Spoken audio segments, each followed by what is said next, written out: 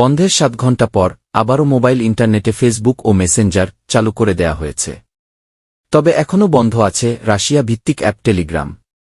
কোটা আন্দোলনের সহিংসতা ও হতাহতের ঘটনায় দেশজুড়ে প্রতিবাদ ও বিক্ষোভ কর্মসূচি চলছে।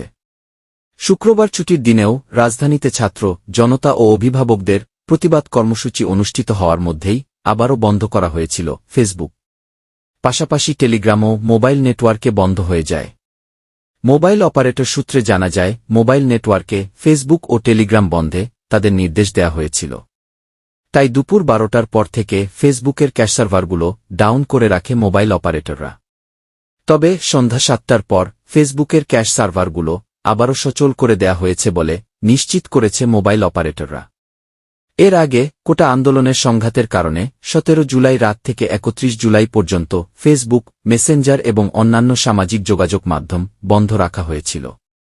টানা 15 দিন বন্ধ থাকার পর 31 জুলাই বেলা 2টা থেকে এসব প্ল্যাটফর্ম পুনরায় চালু করা হয়।